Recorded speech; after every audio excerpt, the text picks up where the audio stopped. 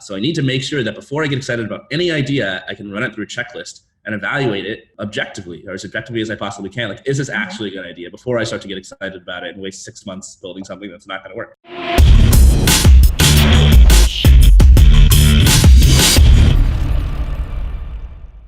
Hi guys, so we have Courtland Allen here with us, and Courtland Allen is the founder of Indie Hackers, and Indie Hackers is acquired by one of the tech giants called Stripe.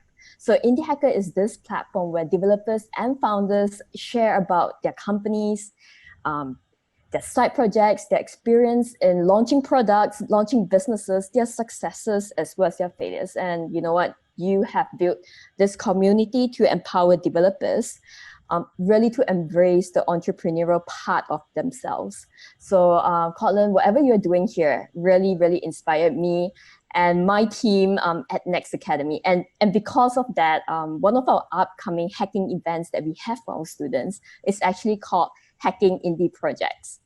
We really want them to see that, just by learning how to code, they are able to build things. They don't need to wait for, funding, $1 million funding to get started. And I'm so happy to have you with us, and I really want to, learn so much from you. So yeah, Alan, everyone loves stories. So would really, really love for you to share your story with us. How do you get started? I have a long story. I could start at the very beginning. I could start, okay, how about I start with college, perhaps? Okay. I went to MIT to be a computer programmer, but my role models were always entrepreneurs. Like, I really looked up to Bill Gates, for example, because he was just such a role model to me. He had succeeded in such a fabulous way, and like all the adults in my life when I was a child just told me how great it was that I was good at the computer because I could someday be like Bill Gates. And so I kind of just grew up thinking like, okay, I want to go to school or a company like Bill Gates. While I was in college, I discovered the SF startup scene. So I started reading a lot of what Paul Graham had to write, his famous essays on his blog. I started reading a lot about Y Combinator. I started reading a lot also about 37 Signals. So Jason Fried and David Heinemeier Hansel would blog a lot about starting businesses and what it was like and how you can make money online. And it just completely transformed my thinking. I went from thinking that I needed to build some sort of clone of Microsoft to thinking I could build a small, scrappy startup and make some money on the internet. I was pretty excited about it. And so the whirlwind tour of my story is for the next 5 or 6 years, I moved to Silicon Valley and started startups. I got into Y Combinator. I started a bunch of different companies that had middling degrees of success, but I learned a lot in the course of doing it and eventually burned out a little bit and felt super tired of really doing startup after startup and not hitting really any sort of success that I wanted for myself.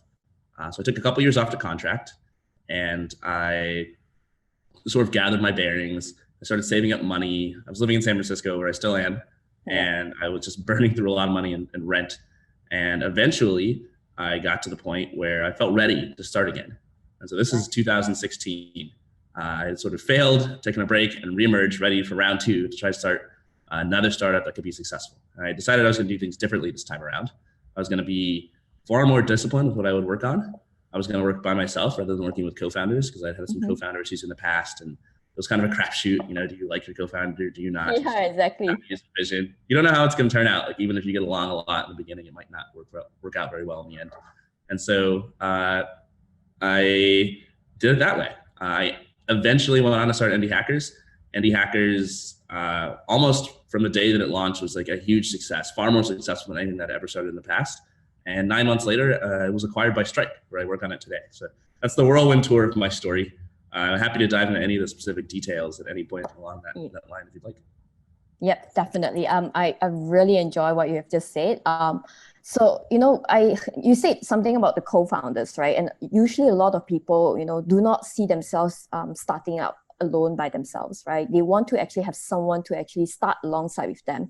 And one of the key things you have just mentioned is that, you've been trying to work together with co-founders and, by the end of the day, you decided to do it yourself, right? Yeah. So what are your thoughts about this? Because there are so many people who always come up to me and say, hey, Audrey, I'm looking for a developer. Or even developers, hey, Audrey, I don't think I can do it myself. I want to look for co-founders. So what do you think? I think it really depends Honestly, that's the answer to most questions. It depends. Yeah, definitely. For me, the thing is like co-founder relationships can kill a lot of companies. It's not talked about all that often, but Yes. having a bad co-founder relationship is significantly worse than starting by yourself and struggling. And so I think it can be worth it to have a co-founder if you have somebody who's really, really good and you really work well together with. And there's no way to really know that except to work together. Yeah, exactly. In my case, I spent a lot of time partnering up with people for startups because we both were excited about the same thing. We had a similar vision, but we'd never worked together before. Everyone that I ever worked with, that was our first time working together. And so I didn't have any sort of practice experience with people. And I still get along with my ex-co-founders today. It's not like we were butting heads and hating each other, but at the same time, like eventually there are little cracks in our relationship and like the visions that we had for our companies and the ways we wanted things to go. And I think it's kind of like rolling the dice if you work with somebody like that. So I would advise you not to work with a co-founder unless it's somebody that you actually worked with before. And that doesn't mean that you can't like try out some startup projects with somebody, give them a few weeks or a few months and see how it goes. I think that can work as well. I think you should also interview your co-founder much more thoroughly than you interview any potential employee you might ever hire, because this is somebody you're going to be stuck with. It's almost like a marriage. And so you really want to get it right, because it can be very miserable to get to the point where you built something valuable that's kind of like your baby and you care a lot about it, but you're fighting with the other person who owns it. It can kill your company. Yeah. I have some more practical tips for it. Like I think that one of the routes that people don't take often enough that can be really good is to get as far as you can on your own and then bring on a late co-founder. So if you bring on a late co-founder, you sort of avoid this 50-50 equity split. Who knows what's going to happen if there's a disagreement? You sort of establish that it's your company, but this other person can still have 20-30% of it and still provide a lot of valuable skills for you and still be just as invested as you are in terms of like caring about the overall outcome, which typically an employee might not be. So I've seen that work for a lot of founders, and it doesn't get talked about enough. Everybody sort of assumes it needs to be two people together at the beginning. And the other thing I think is you just need to look at your personality. I'm an introvert. I can sit at home by myself for extended periods of time and be just fine. I also like have lots of friends who can pop in and out to work together, so that's fine. I have that network. If you are an extrovert and you get super lonely, like you probably need some co-founders to share wins with, because it's gonna not feel that great even if your company's doing well if you're by yourself and you have no one to talk to about it and you have no one to connect with. So I think there's a lot of factors that go into making that decision, and it's worth sitting down and taking the time to figure them out for yourself. So I think one of those things where people don't really choose the path where actually do things by themselves is because they feel like, oh, if I have a co-founder, I would, let's just say I'm strong at marketing, my co-founder will be strong at something different, right? So for you, I mean, being a solopreneur, how is it like? Because you need to juggle different parts of, handling a company. So how do you handle that? I think every company at every stage has more things to do than they have resources and skills to do it. I think that's always the case. Even when you get to the point where you are $1 billion company, the list of things on your roadmap that you want to do, the list of people you need to hire to accomplish certain objectives is always growing. It's always huge. And so I think my preference is to approach it from the other perspective, which is to sort of fit what I'm doing into the constraints that I have. For example, if I am a very strong marketer, but not a great developer, then I probably wouldn't choose to build a startup that's like super development heavy. There's a ton of different things that you can construct that are really important, that really favor, a marketing-based approach, and the product doesn't matter quite that much, or the product doesn't need to be that technical. And for every set of skills you have, there are trade-offs that you can make that way. This is another way I don't think founders think enough. I think people get sort of fixated on the idea and it needs to be this one thing. And that's fine. Like if you have a really great idea and like you're really passionate about it, but I think you should be flexible. If you don't have like a great co-founder candidate, like you shouldn't force one because you need it for your idea to work. Like you should probably modify your idea, because like I was saying earlier, you don't want to like shoehorn the wrong person into becoming basically your husband or your wife in your company. And then you have some divorce later. It's not worth it. So I would say take a cold hard look at your skills and like figure out like, what can you cut out? What are you trying to build that you don't necessarily need to build during step number one? I was talking to Chad Pytel. He's the creator of Thoughtbot, which is a design and development agency. And they've got like 100 employees. They build apps for all sorts of people and companies. They've been around for 20 years and they're super successful. And they've also launched a couple SaaS apps of their own. And they've grown those to like 20, 30K in monthly revenue, sold them, spun them off, et cetera, as well as doing the same for lots of different clients. And I asked Chad, what's the difference between building your own product and building a product for somebody else? And he said, when you build a product for somebody else, when their team is doing that, they're very objective. They can look at all the problems and trade-offs and challenges, almost like through the eyes like a robot. They're doing cold-hard analysis. This is what's going to work. This is what's not going to work. And half the time their clients don't want to hear it, but like they can deliver that news and help their clients succeed. But when they're building their own products, they get very emotional and they get attached to things. And they think, exactly. I need to put this feature in before I launch. Otherwise, it's not going to be a success. And it's just harder. And so I think that's something we should all take to heart. It's very hard in the early days not to convince yourself that you need to build A, B, C, X, Y, Z, that every single part of your dream has to be part of your initial product. But I think it's really valuable to pare down what your initial plans are to get your minimum viable product out the door in a way that's super simple and pared down. And half the things you think you need, you probably don't need at the moment. Okay, I think that's great. Now let's just get to the ideation part. You touch about thought bots. You touch about looking at some of the things that you want to build and what's the minimum viable products, right? So maybe you could talk us through, your ideation process for indie hackers. Yeah. So for indie hackers, I mentioned earlier that when I sat down to come up with this idea, I decided I was going to be a lot more disciplined than earlier. Exactly. So first thing I did was created a validation checklist. I said, if I come up with an idea and I get excited about that idea, then I'm just going to want to work on it. So I need to make sure that before I get excited about any idea, I can run it through a checklist and evaluate it objectively, or as objectively as I possibly can. Like, is this actually a good idea before I start to get excited about it and waste 6 months building something that's not going to work? So I forget exactly what was on my validation checklist at the time. I think it was like 7 things. Okay. Like 100 things. It was stuff like, it was just anything, like every single thing I could possibly think of. Mostly mistakes I had made in the past. Like, is this something I'm going to be excited about in the future, right? Will I enjoy telling people about this thing? Does it align with like one of my core interests? Do I understand the customers who would be using it? Do I like the customers? Are these people I'm going to want to be able to talk to and deal with for years, assuming this thing works out? Do I know where to find them and how to get traffic to this particular idea? A dozen questions like that. And I think the key part of this is a lot of people come up with what I would say is a product idea. Like, I'm going to build this. But that's not the same as a business idea. Business is a lot more than just your product. The business is, who's your market? Like, what do they care about? What do they value? Like, what problems do they have? How do they solve those problems? Like, what do they like? What do they not like? How savvy are they, et cetera? A business is the distribution, right? How are you going to get this in the hands of your market? Where do they hang out? Like, do they talk to each other? Like, how expensive is it to get in front of them? A business is your pricing model. It's a whole bunch of different things. And so I set out in the beginning to make sure that my validation checklist would cover all these different quadrants and try to make sure that I wasn't going to have any blind spots. Okay, so that was step 1. Step 2 was I needed to actually come up with an idea, because I didn't have a validation checklist doesn't really mean you have an idea. It just means that when you have one, you can see if it's any good. And I didn't really know how to do this. So I figured what I would do is I would scour the internet and read other people's ideas. And I thought if I read like a few hundred ideas that other people had started successfully, that I would eventually like have some sort of insight or some sort of inspiration, or like glean some sort of pattern behind how other people were coming up with ideas and come up with an idea of my own. And so that's what I did. I sat down for like 3 days straight, and I was all over Hacker News. I was all over different blogs and forums and news websites, reading every startup story that I possibly could. And I just looked at the idea phase. Like, how did this person come up with this idea? Like, what was their idea, et cetera, et cetera. And while I was doing this, I was also coming up with ideas of my own and running them through my checklist. And after the end of the first day, I had a bunch of ideas that were all really bad. They did not score well on my checklist. By the end of the second day, I actually had a few ideas that I remember being a little bit excited about, and they scored a little higher, but still I was like, I need another day. And so by the third day, I was just dead tired. I'd read so many stories online, but I was coming up with like a lot of ideas that I thought were really good. And the best one that I came up with was indie hackers.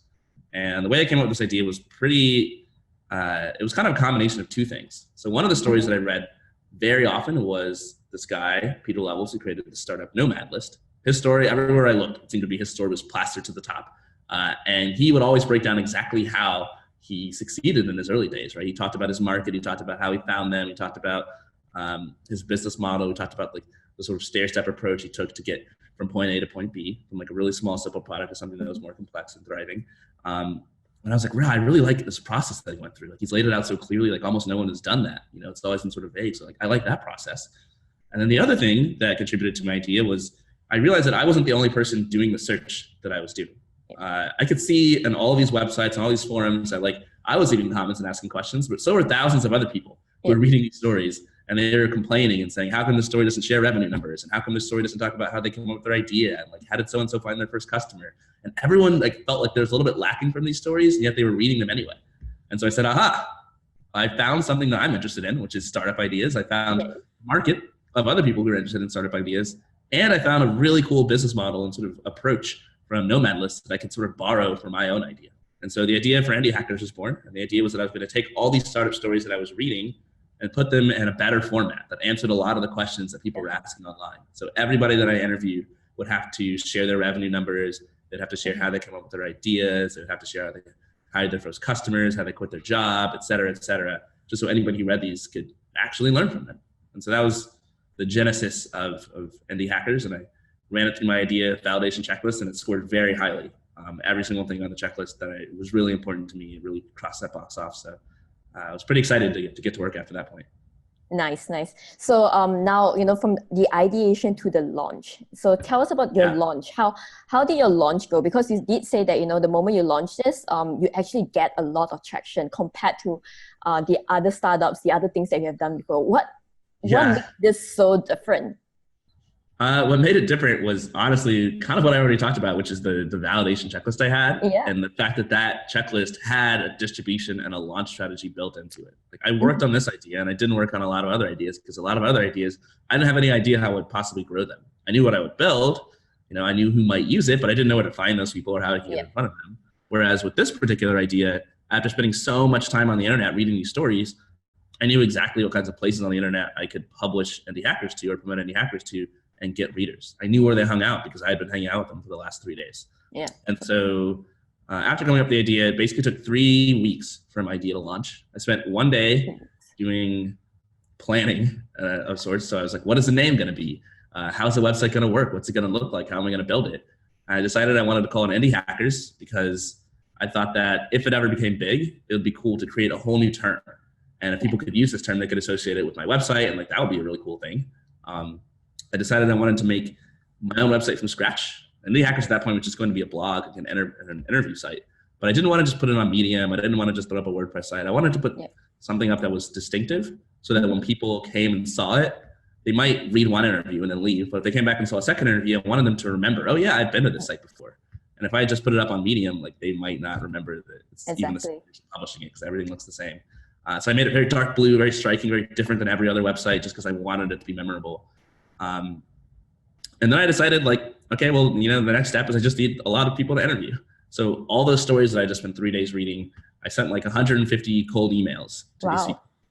It took all 3 weeks as I was typing every email and made it unique. And the gist of every email was like, hey, you've never heard of me. I'm Courtland Allen. I'm starting this website. I loved a story that you shared, on such and such a website. I really like this part of your story. Would you mind letting me interview you? And people were like, yeah, tell me more. And I would tell them my requirements. I was like, well, you got to share your revenue numbers and you got to share this and that. And almost everybody was like, no way. Like, you're a random person on the internet. I'm not telling you how much money my business makes. I didn't share it in that story for a reason. But there are a few people who were, I guess, if you've ever read the book Crossing the Chasm, the author of that would call them visionaries. These are people who are like, I see where this is going. I see how this could be really big or really cool. And I want to get on the ground floor. I would love for you to interview me. And so at the end of 3 weeks, with 150 emails, I had 10 interviews that I had completed. I had a few more in the works, but I was pretty much ready to go. My website was ready, and it was time to launch. So for launching, I knew that I wanted to launch on Hacker News. That was where the bulk of the stories were. It was the biggest community of indie hackers before they were called indie hackers that I could find online. And I was pretty comfortable with it. I knew how to launch there. I had launched other things there in the past. I knew that my audience was there.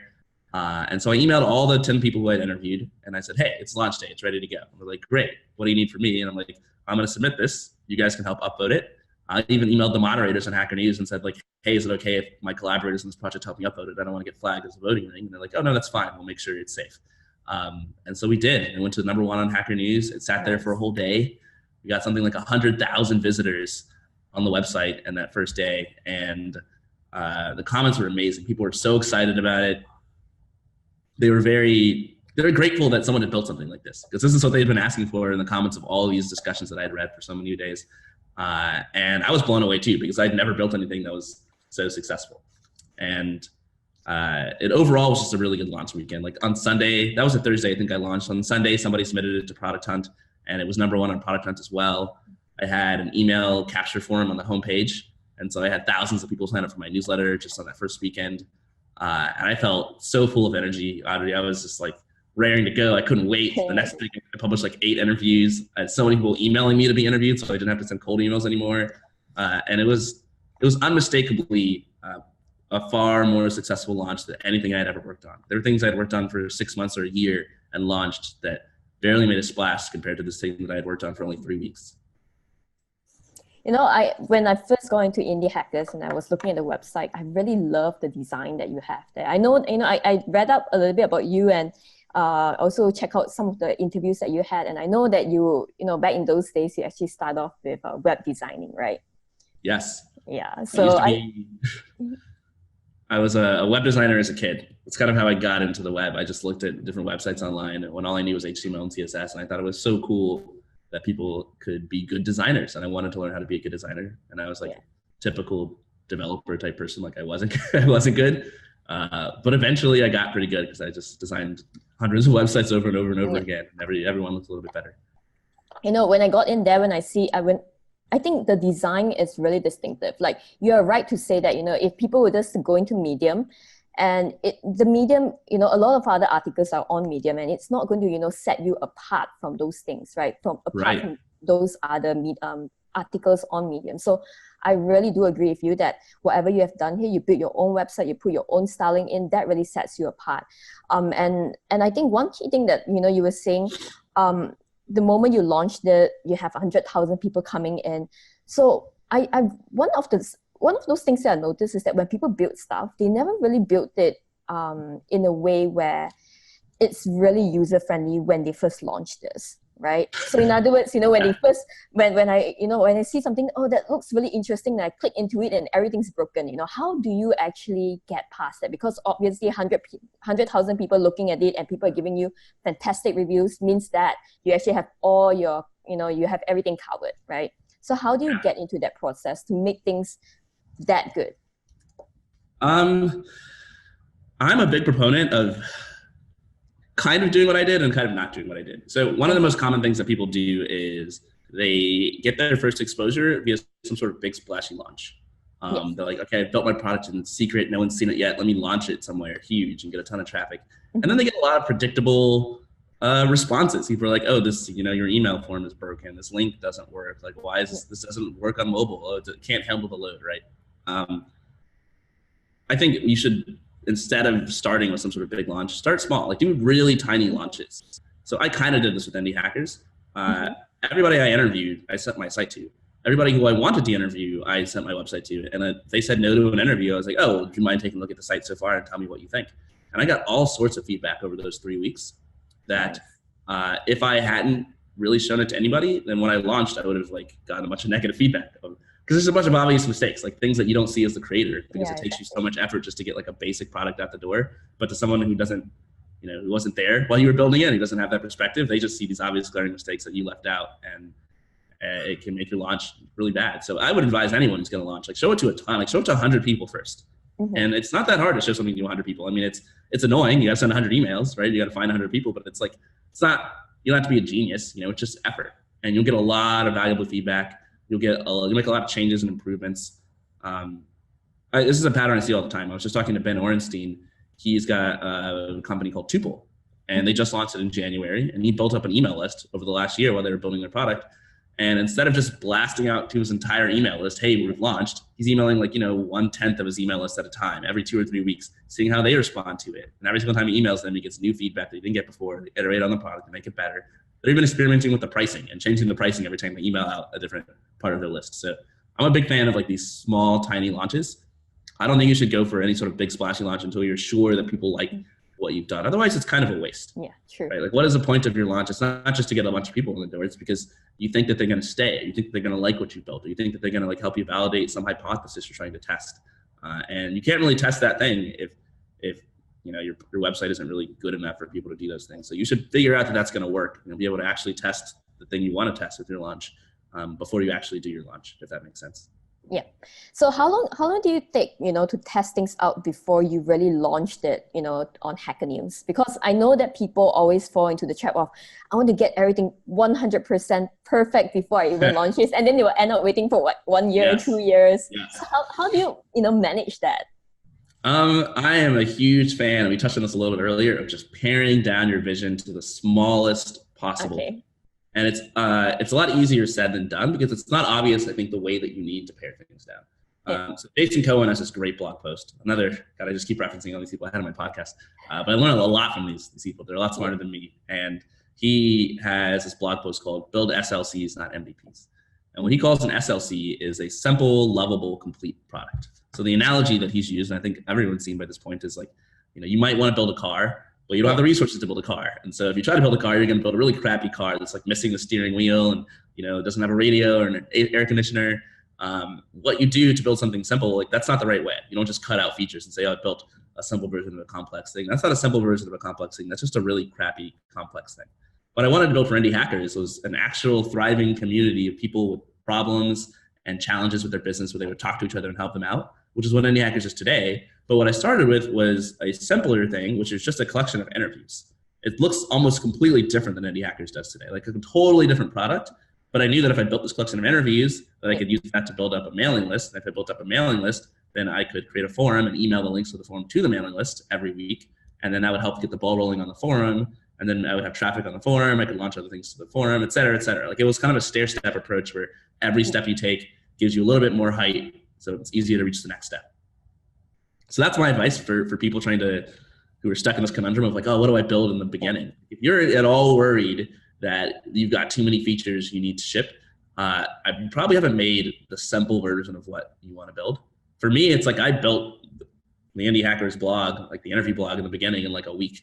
It didn't take very long. Like, I was adding all sorts of bells and whistles. I was just trying to make it look cool and look fun. Like, I was adding a lot of unnecessary stuff.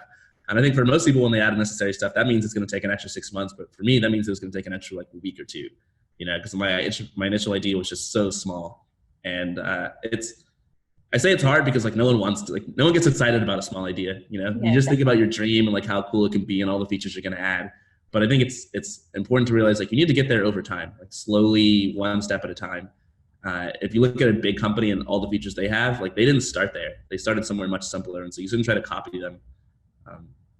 The analogy I like to use that's pretty vivid is like, you wouldn't go to the gym and look at somebody who's lifting 400 pounds and say, I'm going to lift 400 pounds today. That would squash you, right? You got to start small weights and then work your way up. Nice. I love that. So, okay, the next part, right? From now that you have your prototype, back in those days, you have your prototype, to actually making it into a real business. So how do you transition from a prototype, from the first time you put up, in Hacker News, to an actual, business that would actually, pay your day to day? Yeah. So for me, this was all part of my plan. Like, the day before I even came up with the name, and I was like figuring out, okay, what's the validation checklist here? How does this compare? Like, do I know how this idea can make money? And I did. I figured, okay, well, the people coming to my website probably aren't going to pay me any money, right? These are entrepreneurs who don't have companies yet. They're looking for ideas. Like, they don't have any money, like, to pay me. And I'm not selling them any sort of like complex course where I'm going to teach them things. I'm just giving them content. People don't want to pay for content online. It's not a battle I want to fight. However, they are a very valuable segment for advertisers and other companies to target. They are well-educated, intelligent, computer-savvy engineers, and ambitious potential startup founders and marketers and salespeople. A lot of people want to get in front of these audiences. So I figured that my model would be basically kind of a marketplace where I bring together entrepreneurs and I provide helpful content to them. And then I also contact companies and basically sell sponsorships or advertisements to them. So that was the plan. Easier said than done. Actually, 2 weeks after I launched, I got an inbound request, completely unsolicited, from somebody who was like, hey, I would love to advertise on Indie Hackers. So this is another person I'd put in that visionary category. I think in an early business, you're always going to have like these visionary type people who are very ambitious themselves, and they're always looking for like the most cutting edge and the newest thing that's going to let them get their business a little bit further than everyone else. And like, those are the people who emailed me earlier on for advertising. These are people who are like, I don't want to just advertise on Google and Facebook. Like, I want to find the newest upcoming platform that no one's advertising on, and try to get to my users there and maybe pay, a cheaper fee because it's not really built out. And so people were emailing me that way because they were visionaries that way. And I was happy to take their money and put their ads on Indie Hackers. But I actually spent like 2 or 3 months where I really wasn't focused on the business. I was focused more on the growth side of things, making it a valuable product. I was still like working 80 hours a week, just doing all these interviews and emailing my mailing list and building the community forum and trying to get traction there. And I really wanted the product to become like a lasting thing because I guess I had this anxiety that at any point in time it could be over. You know, people are going to get bored of the interviews and the next week it'll be dead. And I wanted that, like the traffic graph in Google Analytics to keep going up. And when I felt like it could keep going up, then I would feel more secure in like trying to turn to an actual business. And I would feel more secure in selling them to advertisers. So 3 months went by where I really wasn't doing any outbound requests. And eventually I had a point where I thought things were good. And I said, okay, well now I really want to start actually finding people to advertise. Like, how do I turn this into a business? I'm really like eating through my savings. Like I'm going to have to get a job soon if I don't make money from this thing. And I've only made like, maybe $1,000 a month so far from advertisers paying me and contacting me. How do I make more? How do I make 5 or 10 times more than that? So I started just putting the word out to everybody that I knew. Hey, you could advertise on Indie Hackers. I put a page on Indie Hackers that said advertise or sponsor the site. I would include a blurb in every one of my newsletters saying, hey, you can sponsor, click here to go to the sponsorship page. I talked to my friends who had successful podcasts and successful websites and who would talk to sponsors. And they gave me the email addresses of people that they'd emailed before to get sponsorships, which is super helpful. And so around December 2016, I decided to do a podcast and I was in the full swing of things with advertisers. And I started sending cold emails to advertisers. And I would say, hello, my name's Courtland. I run an online community of developers and entrepreneurs who are helping each other build, successful online businesses. It's called Indie Hackers. I think it'd be a great place to get your product in front of. Let me know if you're more interested in details. And it kind of felt like those early days where I was sending the emails to people who I wanted to interview.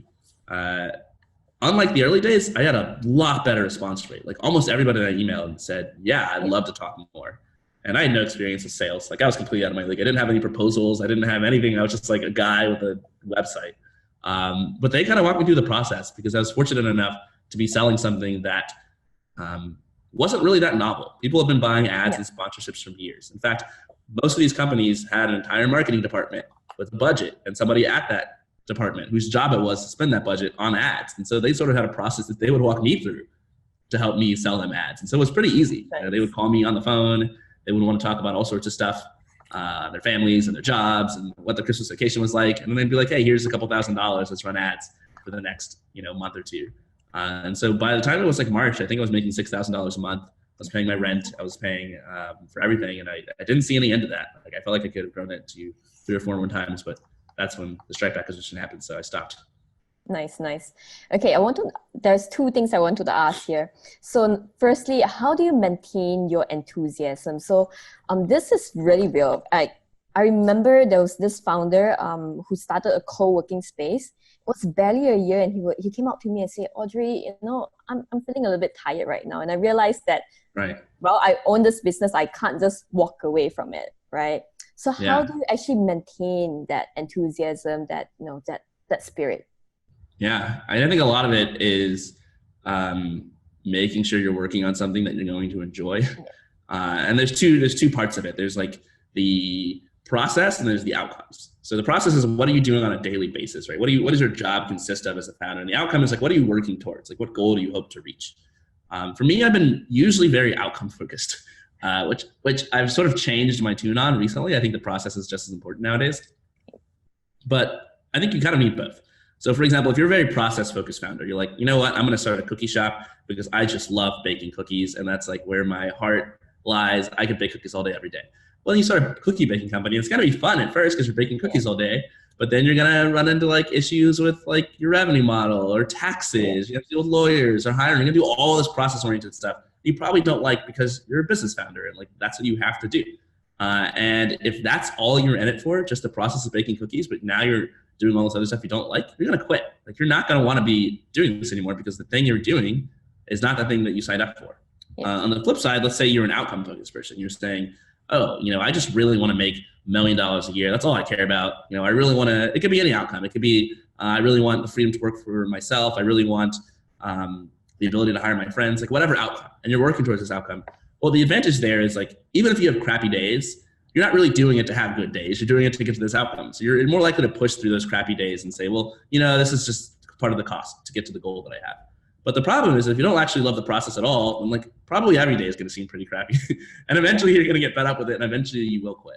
And I think figuring out how to prevent yourself from getting demotivated and quitting is probably the most important thing you could do as a founder, because that is technically what kills every business. The founders quit. It's very rarely that competitors kill your business. It's even pretty rare that like running out of money is what kills your business. Like you can run out of money and still build your business on the side, right? It's usually because your heart's not in it anymore and you don't like it anymore. So I would say make sure you're going to enjoy the process. Make sure you have an outcome that you're looking forward to, and make sure that if you accomplish that outcome, you have other outcomes in the future. Like for me, it was never my goal to get acquired. Like I just wanted to hit the point where I could, be ramen profitable and create, my own sort of business machine that like would take care of my life. And then I would come up with another goal. And like right the same month that I came up with that goal, I joined Stripe. But now I have other loftier goals. So I always feel like there's something I'm striving towards, and it's really fun to try to get there. Nice. The last thing I'll say is, as part of your start validation, there's a lot of questions you should ask yourself about what you do enjoy and what kinds of things you like. I think people tend to overlook that whoever your customers are at your business, you're going to be dealing with them a lot. Like these people are going to be emailing you. They're going to be asking you questions. They're going to be talking shit about you. They're going to be looking up to you. They're going to be your whole life. And so you don't want to build something to sell to somebody who you don't like. I see this very often. You don't want to sell to people who you don't like, because there's going to be like your friends and colleagues and customers for years. I really like people in the Indie Hackers audience. I like talking to you, Audrey. I like talking to people who email me because they're just like me. You guys, like, we're all trying to do the same thing. We care about the same things. It's fun. So I'm like, it's hard to imagine quitting Indie Hackers because it's like really me hanging out with my people all the time. Nice. Okay, so the second question is, you were saying that, when you're doing sales and when you're sending those emails out and you realize that the response rate isn't as, like before. I mean, it's definitely a lot different because you're asking money from them, right? So how do you handle that sort of rejection, and how do you get over it? Yeah, I don't know. I've been rejected a lot in my life. So I've built up sort of a defensive mechanism. Like honestly, the hardest part of Indie Hackers in terms of rejection was our distribution. So I sort of glossed over this, but the way that I continue driving traffic to the site is every time I put out new interviews, I would submit them to Hacker News. And Hacker News is like this giant community website full of software engineers. And like, they are brutal in the comments. Like, they do not pull any punches. If there's anything they don't like about the story you've submitted, they will let you hear it. And every story, like any story you publish about how some person is making lots of money online from their business, like people will get jealous. People have all sorts of feelings. They want to nitpick. They want to cut this person down. And so by December, I've been running Indie Hackers for 4 or 5 months. I probably had 10 stories on Hacker News. And like every one of them was very public forum where I had to deal with negative criticism about various things. Like none of those posts went as well as the launch went, where it was just pure enthusiasm and excitement. And so by the time I got to the point where I was like, okay, I'm sending emails, are people going to say no? Like, I didn't care. It didn't matter. I think the fact that it's over email also kind of helps because it's very impersonal. No one's like telling you no to your face. And ultimately, if you're, I think, respectful and nice, and you keep the other person's interest and like their time in mind, like people are nice to you. One thing I see a lot of people do is people send very long emails. They'll send emails that are just like 8 paragraphs long. Like I get a lot of these emails. And I think it's like, no offense to them, but it's like, it's not a very considerate thing to do, because you're basically saying that, oh, this person I'm emailing, like they should spend all their time on my email. They should spend an hour reading this email. You're putting work onto their plate. So when I was emailing people, I always tried to keep it to like 5 sentences or less, which is extremely difficult because there's so much you want to say. Even for the email for this, like for it to come on this interview, it was like very short. It's easy for me to read. I was just like, oh yeah, yes. Right. So it's like, I think when you're like that, people are friendlier to you. People would say no and they would explain to me why, which would help me refine my pitch for other people. And it was just never that big of an issue. I didn't really have to worry too much about the feeling of rejection. And I think it's important because if you can find a way to like not feel bad about rejection or to lessen it, then you're more likely to continue. And it's like we were just talking about, like, you don't want to quit, or you don't want to send 4 emails and get no yeses and then say, I'm frustrated and quit. Because maybe that 5th email would have been the person who said yes. Yeah. I sent hundreds of emails to get people to do Indie Hackers interviews. I sent hundreds of emails to get people to sponsor the site. If I had stopped earlier, like there would be no Indie Hackers and I would not have been able to survive. So I think you're right. It's important to get over that rejection somehow so you don't quit early. Yeah, love that. Okay, so now on your acquisition. So when Stripe talk about acquiring Indie Hackers, right? So how do you actually make the decision to accept it? It was an easy decision for me. Okay. I just evaluated, I don't know, I'm a big fan of the cost benefit analysis. List all the things that are bad, list all the things that are good, try to compare them. And if the good outweighs the bad, like, you should do it. It's not easy to do. It's an imperfect science because you're probably going to forget some of the good things. You're probably going to forget some of the bad things. It's really hard to compare the two. For me, like, the good things significantly outweigh the bad, for all parties involved. For me personally, it was like financially a great decision. Yeah. I enjoyed selling ads and sponsorships for indie hackers, but I was getting to the point I just reached ramen profitability where I wanted to explore alternative business models that were a little bit more fun for me. So I was kind of at a crossroads already. It's very flattering, obviously, to be acquired, to be talking to the CEO of Stripe, a company that I had admired for years. And I thought that, like, Stripe really could help finance the site and help it become something that was much bigger and more impactful than it would be just under me working from my house, trying to basically bootstrap it. For Stripe itself, like, they didn't really need indie hackers to change. Like, Stripe's mission is to increase the GDP of the internet. Yeah. And so I think the way that Patrick was looking at it at the time, and still does today, is, hey, if there's more companies on Earth, or those companies are making better decisions and making more money, like, that's a great thing for Stripe. Yeah. That's a great thing for those founders as well. And Indie Hackers is a place that actually inspires people to start companies. Like, many thousands of people start companies because of interviews they've read on Indie Hackers or episodes of the podcast that they've listened to, who wouldn't have otherwise started companies. And a lot of them go on to use Stripe. And so I think for Stripe, they're just like, hey, we don't want to change you, nor do we want to shut you down. Like, we just want to finance you and make sure you continue to exist and reach more people than you are today. And I think the third party that's just as important in all this is, like, the Indie Hackers users themselves, people who are fans of the site and subscribers and readers. How is this going to affect them? And the answer was good, right? It was, hey, the person working on this site, yours truly, is now going to spend 100% of the time making the site better, rather than half his time making the site better and half his time selling ads. Plus, it's not going to go away anytime soon because it's actually funded now and it's actually backed by a bigger company that can provide resources to keep it afloat and make it better. So it looked to me like a win-win-win situation. The downsides are, pretty small. I thought it was a little bit bittersweet, no longer being an indie hacker myself. Yeah. Talking to so many founders about how they're generating revenue with their companies, and I was no longer going to be making any money at mine. I still feel bad about that sometimes because it was so fun back in the day to sort of share my monthly blog posts. Here's how much money I'm making. So I'm sort of interviewing myself every month. Here's how much money I'm making. Here's the breakdown of where it's coming from. Here's what I'm going to try next month. And then people would give me tips and suggestions. They would cheer me on. So it felt kind of bad to not do that quite as much going forward. But, like, these are pretty minor complaints compared to, I think, the benefit of joining Stripe. Yeah, definitely. I know that now that you are with Stripe, and one really interesting thing is that you actually have full autonomy over indie hackers, right? So very often when a company actually purchases another company, they very often I've seen, like, founders who came back and say, got acquired. I don't have any say in my company anymore. So I was really surprised, when you say that, oh, you have full autonomy and indie hackers. How do you even negotiate that? Do you even negotiate for it?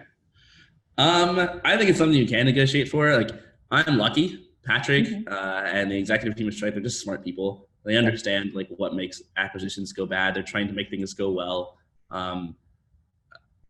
I think from the get-go, like, they knew that I would probably want autonomy and that things would go better if I did have autonomy. And so it was never really a thing that we had to discuss and, like, argue back and forth for, like, oh, what's it going to be like? It was just kind of like, we sat down on a Saturday at brunch and Patrick sort of outlined his vision for how things would go. And I responded, and we were pretty much on the same page from the get-go. So it was super easy, which is sad because I wish I had more to say about, oh, here's how you get it to happen. I think a lot of it is just inherent in the incentives that are at play, right? What do you want for your business? What does the acquirer want from their business? How closely do those two things align? If they're even, like, slightly apart, then what's going to happen is over time, that's going to get wider and wider and wider and wider. And eventually it's going to become a real problem. So I'm a big, like, fan of aligning incentives. And there's really not much you can do to negotiate your way into aligning incentives. You just have to ask yourself, why does this person want to buy my company, right? What are they going to get out of it? And it's at odds with what I want my company to do. I think this aligning incentives is important in every part of your business as well, even if you're not getting acquired. Like, all right, what is your company's business model? How does that help you? And also, how does that help your customers, right? A lot of companies have business models that don't help their customers. And if you follow that path for a long time, like, you will eventually become a company that's hostile to your customers, which is not what you want to be. I don't know if you guys have this in Malaysia, but in the US, we have Comcast, sort of our broadband internet provider. Nobody likes Comcast. Everyone hates Comcast because Comcast does things that are basically hostile to their customers. And it's in Comcast's best interest to do that because that's how they make more money. And it's just because their incentives aren't aligned. And now there's a huge gap. So I think entrepreneurs should be really aware of that early on. Is the thing that you're doing really going to help your customers? If you're getting acquired, is the company that you built, how is that going to help you acquire? With Indie Hackers, it was like pretty obvious, like I wanted more people to start companies. I wanted them to learn. I wanted to produce better interviews, and that would help make my customers happier. That was where we were aligned. Where we weren't aligned was like I wanted to generate revenue, and that meant bringing on sponsors, which made the website worse for users in a lot of ways because nobody wants to read ads. So I think being able to get rid of that was actually a huge win for Indie Hackers users and myself. I love that. That is a really, really good advice. I think these are some of those things that people don't talk about, right? People always say, hey, you know what, being acquired, great, that's awesome, right? That's great. Or getting funding, great, that's awesome. You are, obviously on a successful path, and people don't talk about these things often. Okay, I think one key thing is this, like, why do you think, for us, we train students, right? We train coders, we train developers. And so one key thing is this, why do you think coders and developers should embark on indie projects? The cool thing about being a programmer is that you can create value at your fingertips, right? You can pick up your keyboard and type a bunch of characters, and suddenly there's like this code that exists that will run all day, all night, forever, and like hopefully provide value to someone somewhere. It's really cool. And with the internet, like it can provide value to theoretically billions of people, right? Yeah. The sad thing is that a lot of us work jobs where essentially we work for a company who's figured out how to provide value to lots of people. And you can be an engineer at Google. You might write code that makes Google $10 million, right? But at the end of the day, like they're still going to pay you a salary, and they're going to take most of that profit for themselves and put that in their coffers or pay that to their executive teams. That's not to say that being a software engineer is a bad rap. Like software engineers are very generously paid. It's a great lifestyle. But I think that there's a lot to be gained in so many different dimensions if you can figure out sort of the business stuff around the coding skills that you have. So, we talked a little bit about money, right? Like how much value are you actually capturing from what you're building? As an employee, you're really not capturing any value. You're sort of just being paid for your time. As a founder, you can capture as much value as you want. There's also like lifestyle choices, right? Freedom. Like how much creative license do you have to decide like what it is that you're working on? If you work for a bigger company, probably very little. If you start your own company, you can build literally whatever you want. I was talking to Natalie Nagel. She has a company called Wildbit. She said something during our podcast that I thought was great, which is like, there's no rules here. Like she and her husband, Chris, run their company however they want. They built a bunch of different products that they think are cool. They have a 4-day work week for their employees because they just think that's cool. Like there's no rules saying you have to run your company any particular way. And I think that's that freedom to sort of build the environment that you want to work in the projects that you want to work, the schedule that you want to work, from the location that you want to work, with whatever people that make you feel good. Like to have that freedom, you really need to be the one in control. And I think that's it's something you need to be a founder to do. Why do I think a lot of people should follow this path? Because I think there's stories out there that basically discourage people from following this path and make them think that it's harder than it really is. It's not an easy thing to do. It's not like you're going to definitely succeed. But I meet a lot of developers who think, oh, I could never do this. Like all I know how to do is code, right? I don't have business skills. And I think everyone kind of has business skills. Like we just call them different things. If you have ever been paid to do something, then like technically you're a business and the person who paid you is your customer. If you have gotten a job, right, that is your employer, also known as your customer, paying you for your services, right? Your interview was you basically doing sales, right? You had to tell them why your services were better than your competitor's services, why they should pay you instead of these other, right? Putting out a resume and trying to get people interested in your services in the beginning, like that's marketing, right? You're trying to find these customers, like these companies to work at. Obviously, if the services you provide, whether you're a software engineer or something else, like that's your product, right? That's the thing that you need to get good at and actually hone so people actually want it. Salary you get paid, like that's your pricing. Like you're always a business, even if you're an employee, like you're already doing these things. And so I think people sort of underestimate themselves. They think that, oh, I can only code, right? I don't know all these other skills. And it's like, you kind of do. And you're going to have to learn for sure. But like, if you've learned to code, like that's harder than learning a lot of the other soft skills. The other stuff is trial and error and you get better at it over time. So I'm sure a lot of people do ask advice for funding as well, especially when you want to start a business, right? So Yeah. I think in this region, what I realize is that people are often aiming to get funded, right? Right. As opposed to bootstrapping. The first thing that comes to your mind is, how do I raise fund? How do I get money? If I don't raise fund, how do I start? Right? Sometimes you ask them like, oh, why don't you, why not just start bootstrapping instead? So what are your thoughts between bootstrapping or raising funds earlier on and giving quite a bit of equity away? I think that raising funds can be an incredibly successful path. Obviously, a lot of significant companies have gotten started that way, but the vast majority of businesses should not raise money. The vast majority of businesses, it will not work out. It is not the best path for your business. You have to understand what investors want when they're putting money into companies. They want your company to grow so that they can make a return on their investment, right? And that's not a dig on investors. It's totally, that's what they want. And as a founder, you have to be aware that that's what they want. And you have to make sure that you're not putting yourself in a situation where you have very unrealistic expectations. An investor might invest in 20, 30 companies and be totally okay if 25 of them, 29 of them fail, right? As a founder, you don't want your company to fail, right? Maybe you want to take a safer path. Maybe you want a path where you're more likely to realize these dreams I was talking about earlier, where you're in control of your creative freedom and financial freedom, et cetera. And you have to really be careful that if you're going to raise money, you go into it with your eyes wide open and you believe that it's realistic for you to become as big as you need to become to give your investors a return on their money. And I don't mean that just for selfish reasons. I mean it for to do right by your investors as well. It feels crappy to be a founder with investors who are trusting that you're going to make it to some level and you're having to send them reports explaining why you're not. It kind of feels like having a boss in a way. It doesn't feel like the freedom of having your business sometimes. I've been there and it sucks. And so I think, to summarize, the vast majority of all businesses are bootstrapped. The vast majority of all businesses should be bootstrapped. That is the right decision. You need really strong arguments for yourself if you want to raise money. It's glamorous to raise money. You'll get headlines, people will respect you. I don't think that's a good enough reason to do that for your business. I think the better way for most people is to just bootstrap, build something that people like, build something they find valuable enough to pay for, charge them money, get to the point where you actually can sustain yourself, ideally as fast as possible in the first 6 to 12 months, if not earlier. And then the world is your oyster. If you really want to raise money, that's usually an option in the future. It's not like bootstrapping means that you've closed that door forever. So I think people are a little bit too eager to jump into that fundraising paradigm without really putting the thought into it that they should. Yeah, that's very nice. I know that you meet a lot of people and you actually interview a lot of founders, a lot of successful founders out there. Is there, something that is really interesting or valuable that you have learned from them and you think that you should definitely share it with everyone?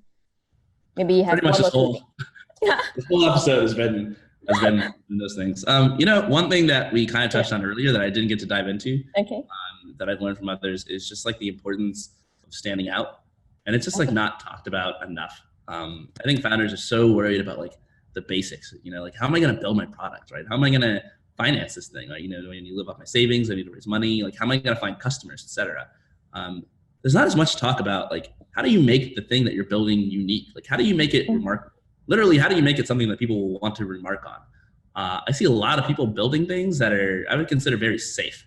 They're very generic, right? They are inspired by somebody, and so they build an almost exact clone of this thing that they're inspired by. Or they hear about a particular path, so they follow that exact path that they heard about. But there's a lot of value in being different. There's a ton of, in fact, that's why people talk about things. It's because they're different, right? You share things that you find novel. You retweet things that you've never seen before because it's new and interesting.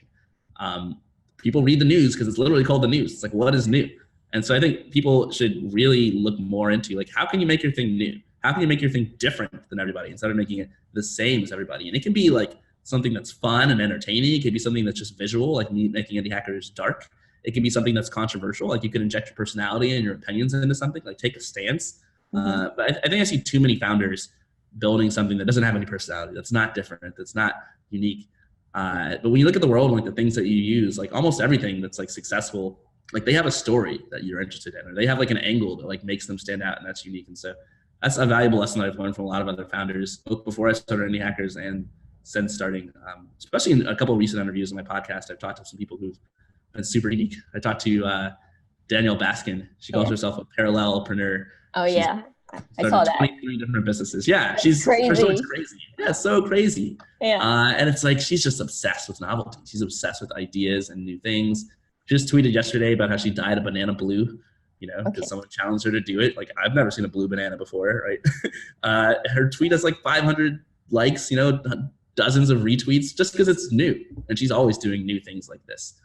She like markets her apps by printing out like floppy disks and like putting their websites on the floppy disk and passing them out to people, right? And people are like, oh, I've never seen this before. So they look at it and check it out. But I think that this art of being novel is somewhat lost on people, and we don't do it enough. I don't do it enough, to be honest. So I think this is something that I would pass on from as a lesson I've learned from others. I love that. Okay, one last one. So I always hear a lot of coders or people who want to be founders always say this.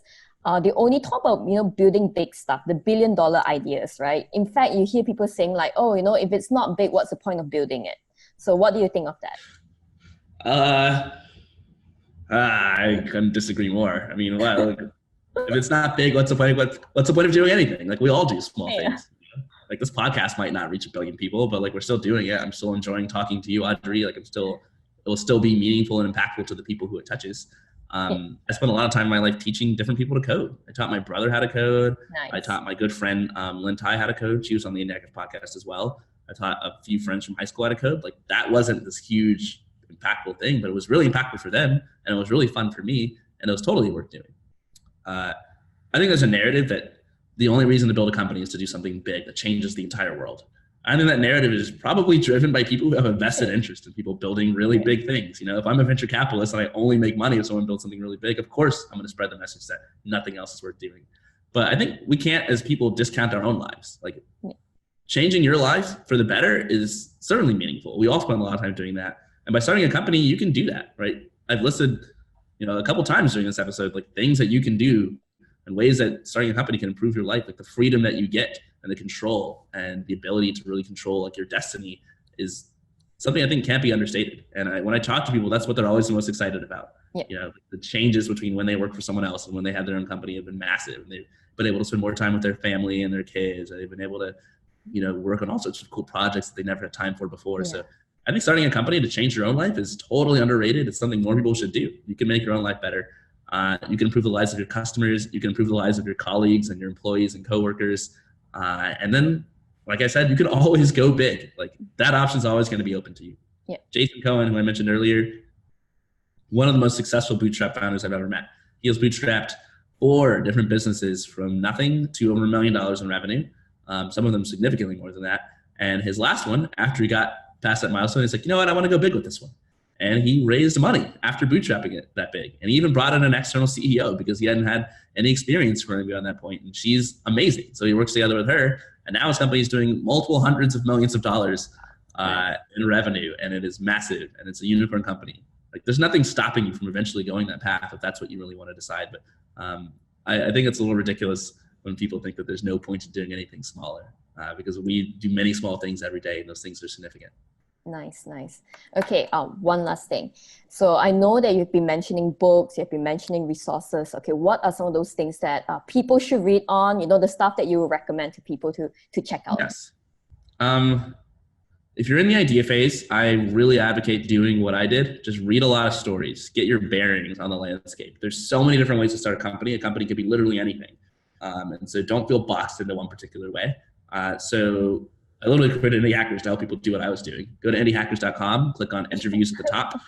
There are 400 interviews with founders who have made all sorts of different things, all sorts of different products. They've had all sorts of different outcomes. Some are making a few $100s a month. Some are making a few $1 million a month. Every one of them has told you how they got started, how they come up with their idea, et cetera, et cetera. So just go read through like 20 or 30 of those just to get your bearings and feel like, what's going on. I highly recommend the book, The Personal MBA. If you are a developer and you feel a little bit lost in the business world, like what's going on, like what does business even mean? Check out The Personal MBA. It's a super quick read. It's a delightful read. It's actually very fun. And it just outlines sort of the 5 parts to every business. What makes a business a business? It is the only education you need, in my opinion, in terms of business, besides just experience doing it yourself. And then shameless plug number 2, check out the Indie Hackers podcast. I spend a lot of time having conversations like these with other founders. I walk them through their stories. I've learned a ton just by interviewing people, and I've gotten a lot of good feedback from people who've listened saying that one episode or another was the reason why they started their company. So it's really good to just passively listen while you're cooking or cleaning or headed to work or in the morning or going for a walk or something. So indiehackers.com/podcast is where you can find that. Nice. You know what, Courtland, thank you so much for taking out your time, for us and, sharing so much all these insights with us. I really, really appreciate it. I think that's pretty much it. It has been such a valuable session with you. Thank you so much. Really, thank you so much. Thanks so much, Audrey. Thanks for having me. I had a really good time answering your questions and talking to you about startups. That's amazing. Thank you so much, Alan. Okay, see you then.